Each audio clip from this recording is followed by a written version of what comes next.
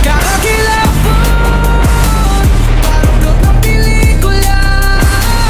Si Boss Rino, walang lahat, totoo't hindi kwentong salita. Hello YouTube, Boss Rino. Welcome to my channel. Ito pala yung camera ko, nalilito ako. So ayun, magre-reaction video na naman tayo. Na-miss ko si Goosebumps Top 5, diba?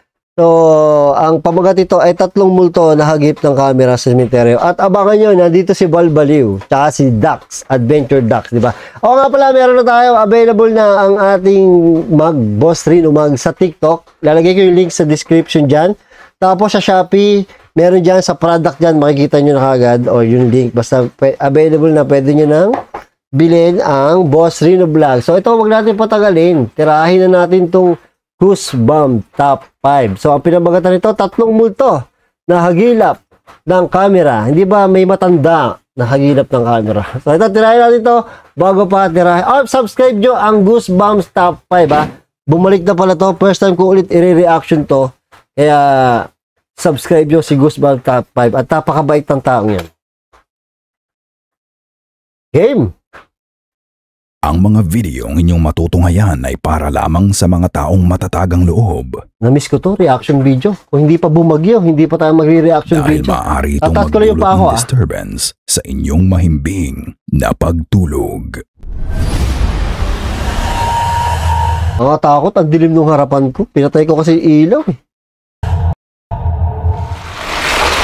In the shop.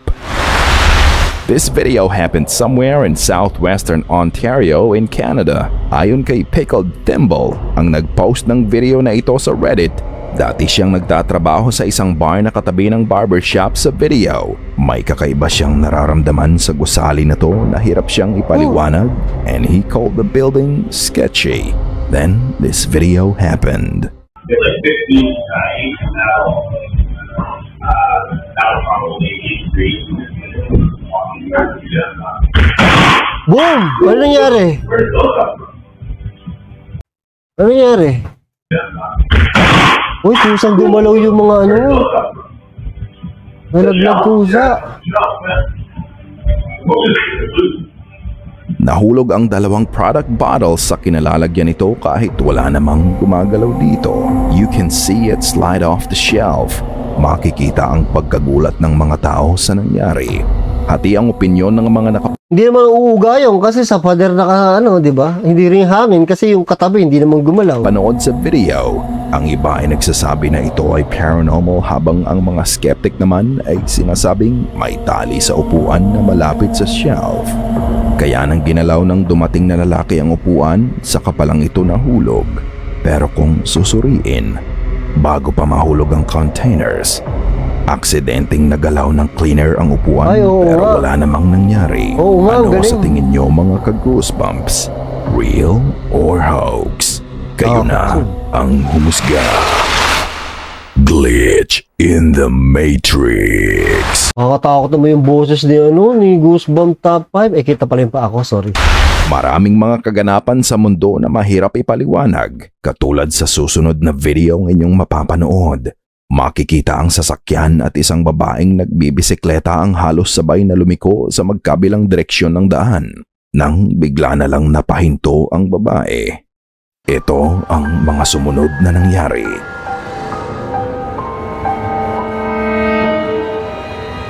Huminto yung babae. Uy, gago, uy! Uy, saan ka pupunta? Lumipad yung bike. Sa pagliko ng nagbibisikleta, siya ay napahinto na lang at napatingin sa kotseng dumaan ng bigla na lang lumipad ang bisikletang sinasakyan niya. It looked like it was yanked off by an invisible force and it flew off a few feet high, then it fell down. Makikitang mas mataas pa sa bahay ang inilipad ng bisikleta bago ito bumagsak. Buti na lang nakabitaw agad ang babae sa bisikleta bago ito lumipad. Naharangan lang ng poste na nasa gitna ng video. Safe. Totoo no? Kasi yung kotse tumigil So ibig sabihin, totoo. Hindi edit. As she may be now, the trauma she experienced will leave an indelible mark on her memory. So, is it a glitch on the Matrix? Hindi glitch yun. Hindi yung glitch. Puta, lumipad, no? Ano nangyari dun? Alone in a plane. Ano ba? An airline Boses pa lang. Boses pa lang ni Goosebumps. Kumakaba na yung dibdib ko eh. service crew accidentally locked himself in a passenger plane. Walang detalye sa post niya kung ano ang nangyari or kung papaano niya naikulong ang sarili niya sa loob ng bakanteng eroplano na to sa loob ng 4 na oras. Madilim at tahimik sa loob ng eroplano. My God! Habang siya ay naghihintay na makalabas, naisipan niyang mag-video muna ngunit may mangyayari na lalong magpapataas ng kaba niya. Oh my God! Nakakatakot to. Ba't walang tao? Tangina, hindi ako sasakay sa... Bilbo... Yay!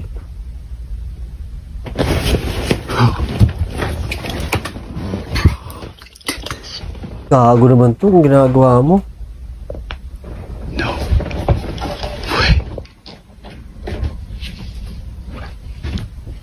Walang hiya mo to. Let's go. Let's go. We did this shit. Gagi. Now I know I'm not dumb enough to lift those shades up because I got my flash on in here. They gonna catch my ass if they see.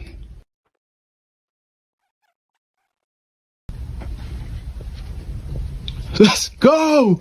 Let's go! Right, sitting on the back of the plane. And y'all probably think I'm fucking insane. Probably think I'm doing this shit for fame. Oh, walang tao. Oh my God, talk mo na. Tumalong ka na sa aeroplano. Tumalong ka na sa aeroplano, palabas. Oh, walang hiya mo mga shot ng camera nito. Nakakatakot yung mga silip-silip. Being in a closed space for a while may induce paranoia. Is he just being paranoid or is it something else? Habang naglalakad siya sa aisle, nagulat siya sa nakita niya. Makikita ang seatbelt na nahulog sa gilid ng upuan sa mismong harapan niya. What's even weirder, kapag in-slow down mo ang footage, makikita mong umangat muna ang seatbelt bago ito nahulog sa upuan. Knowing that he is all alone inside the plane, napatakbo na lang siya sa isang gilid ng eroplano. Gustuhin man niyang lumabas, hindi naman siya makalabas. What do you think happened and what caused the seatbelt to move by itself? Ikaw na ang magpasya. The Encounter. Walang yung boses siya na, taon na ang nakalipas nang muling balikan ni Urbex Hill ang abandoned Westinghouse factory. ang ganda nito i-ex. Pero tinan nyo kung gaano Nang kaganda. muling balikan ni Urbex Oh, Hill ang abandoned si Orbex ha. Kilala si Orbex Hill. Umikat na to. Ang dami na niyang views. Nung nire-reaction ko siya, hindi pa masyado maraming views niya. Ngayon, dami na. Ang galing. Westinghouse factory. Noong unang beses siyang pumunta dito, pumasok siya sa isang kwarto nang matagpuan niya ang isang lalaki na nakatalungko at nakatalikod sa kanya. Oh my God. Hindi siya pinansin ng lalaki kaya minabuti na lang niyang umalis nung oras na yon. Naisipan niyang bigyan ng $20 ang lalaki dahil naisip niya na baka homeless yun. Ngunit pagbalik niya, Wala na. din ang lalaki doon. Yan ang Ngayon, nakakatakot. binalikan niya ang parehong gusali para tignan kung andun pa din ang lalaki. Panoorin ang nangyari. Oh, walang niya mo yan. Sikip. Yan ang nakakatakot. Yung ganyang hallway. Yay! This is where I saw that dude at.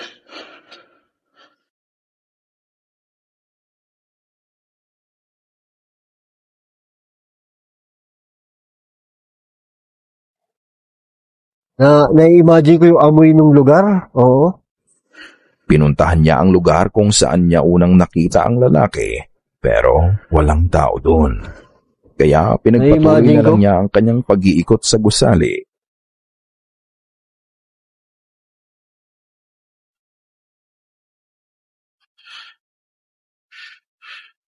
That is nasty though. Ugh. Ang laki ng lugar, no? Ang sarap magbukbang dyan.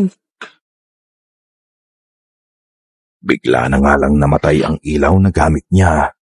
The theory suggests that ghosts convert electrical energy, draining batteries to fuel their manifestation. Could this be a precursor to an event? Jesus Christ. There's gotta be somebody in here.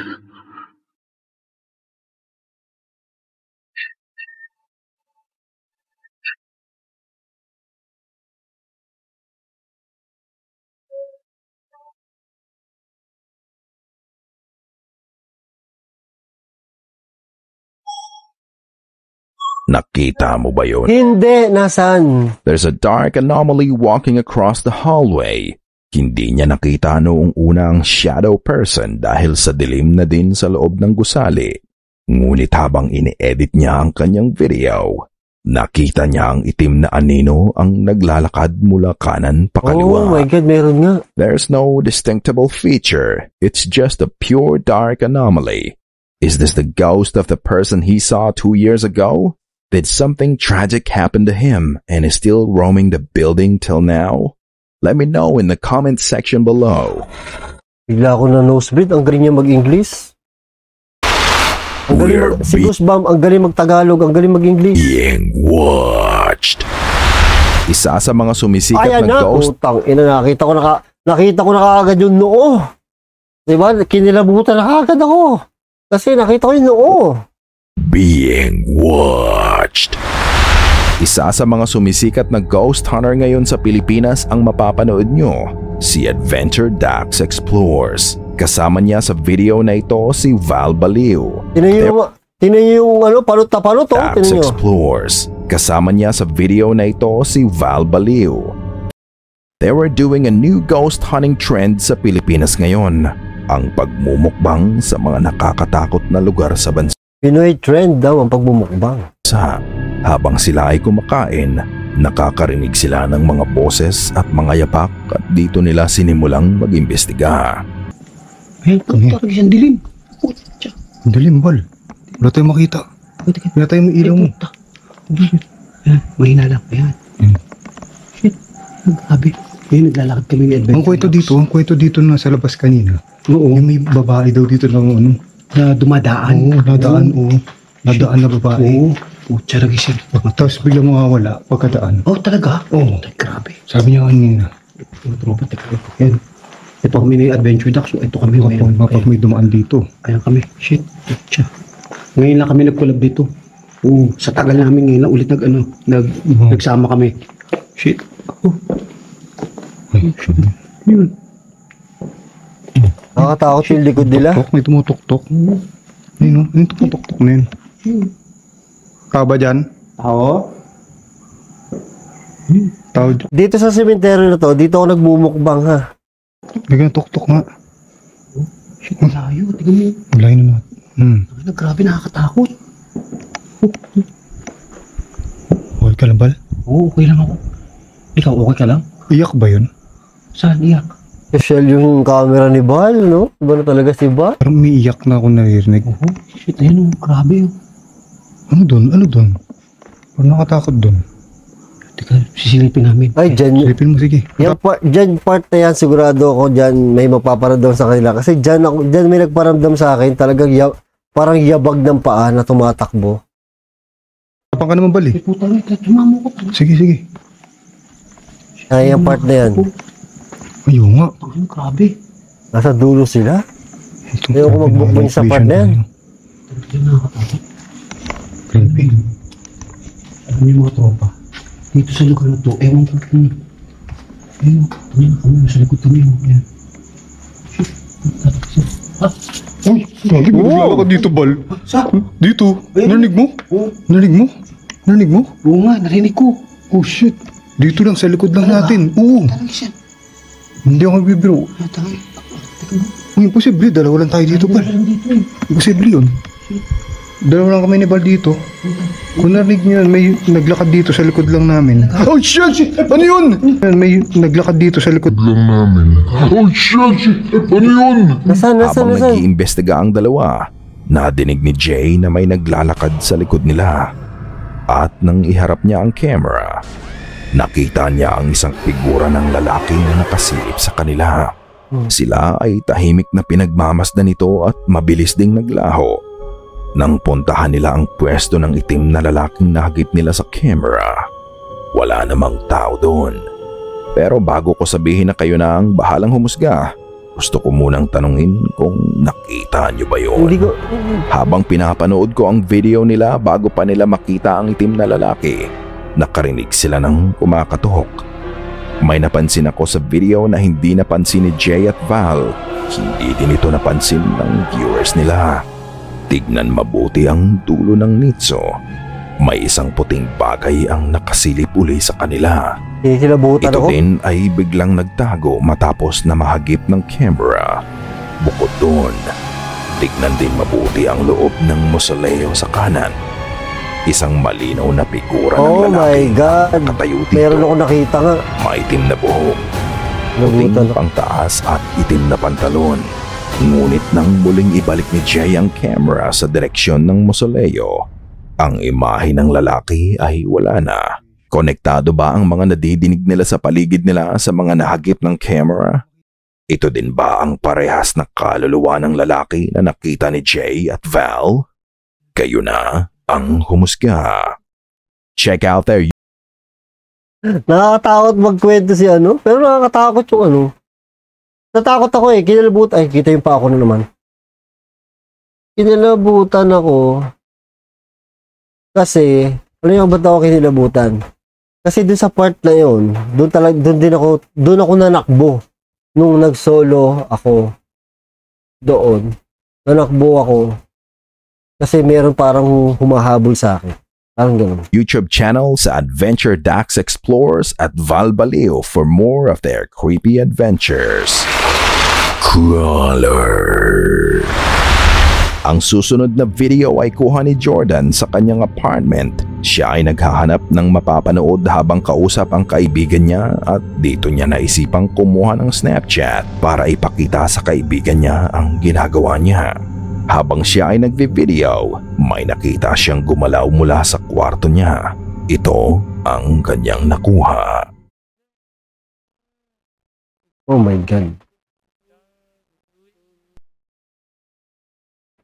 A dark shadow can be seen crawling out from his room dahil sa bilis ng pangyayari. Wala ka nang mapapansin na feature sa dark entity na to bukod sa paggapang nito. But why does it move like that? So, is this entity aware of his presence? And what is it?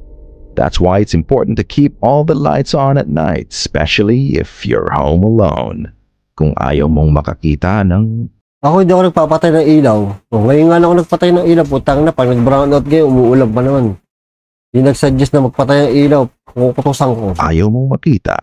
Bago natin ipagpatuloy ang ating kwento, gusto ko lang bigyan ng big shoutout ang mga sumusunod nating mga kaguspi kung saan crime and mysteries ang aking topic, delivered in a story format. Mga nakaluluwa please.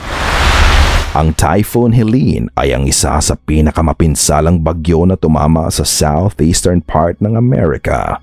Ito ay may lakas na Category 4 na naging sanhi ng 219 reported deaths up to date. Ilang linggo matapos mag-landfall ang bagyo, pinuntahan ni Ramin the Rhodes ang Asheville sa North Carolina, isa sa pinaka-naapektuhan ng bagyo. Gusto lang niyang ipakita ang pinsalang gawa ng bagyo pero may iba pa siyang nakuhaan ng hindi niya alam. It smells really bad through here.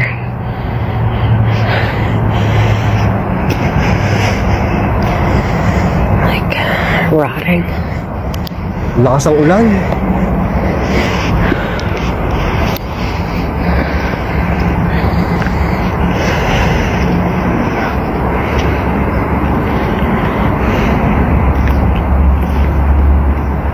Really bad. Oh shit.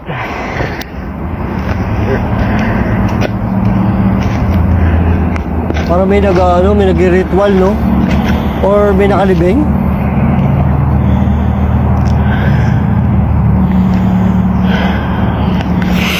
Is this for real? It smells so bad.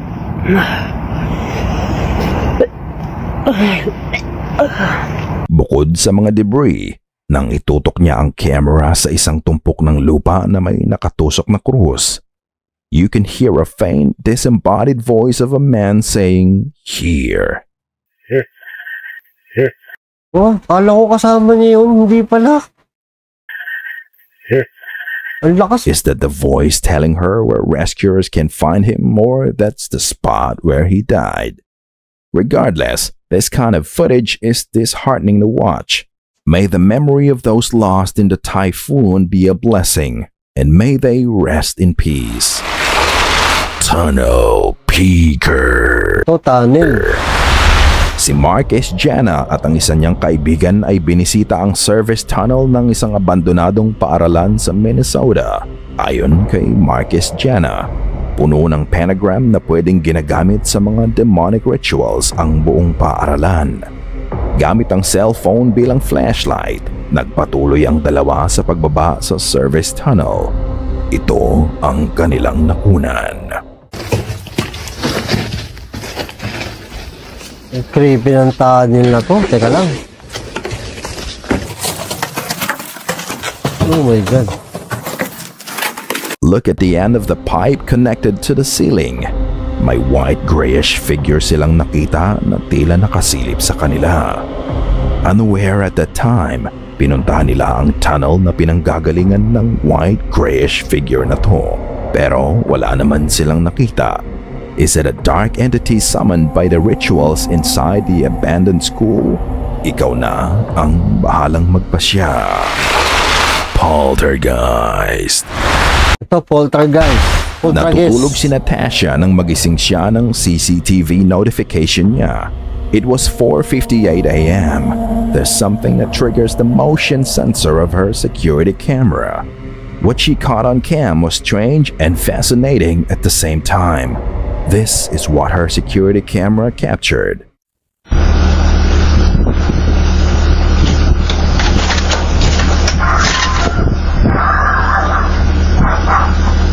There's a Gago pa. Yung multo, alam niyo yung multo, gustong nakawin yung bike. Ang problema, yung multo, hindi pa pala masyado marunong mag-bike. Kaya natumba. bike parked just outside the house when suddenly it started moving on its own. Oh, Ito ay bagyang nanginig bago ito umatras.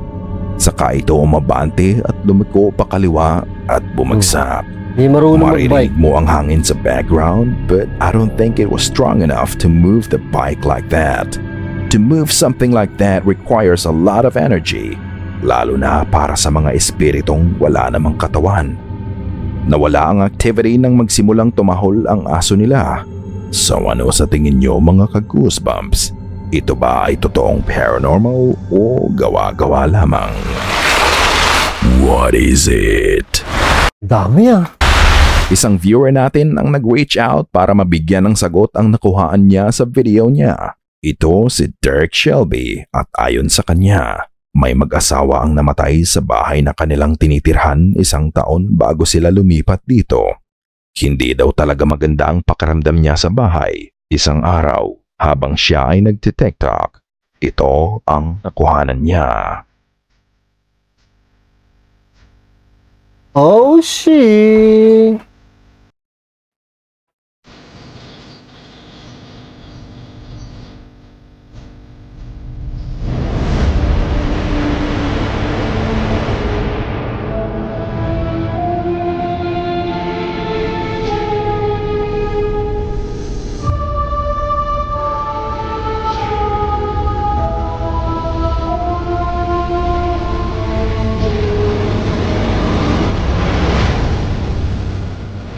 Dumulas ng mag-isa ang kanyang belt sa shelf na kinalalagyan nito.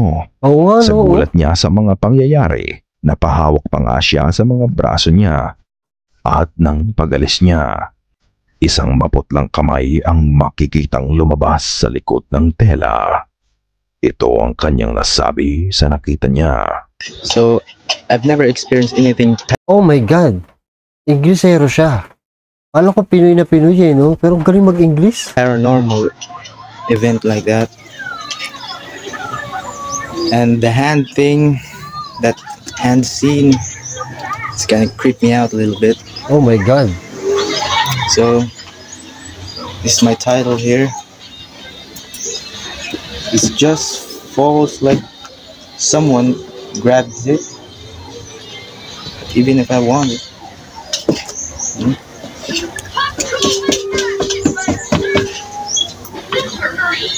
It can't slip. It stays there. And this, where the hand popped out,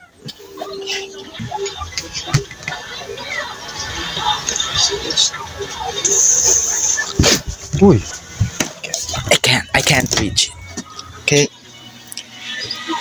I don't know what it is, but it's kind of creepy, you know. Galing niya mag-English.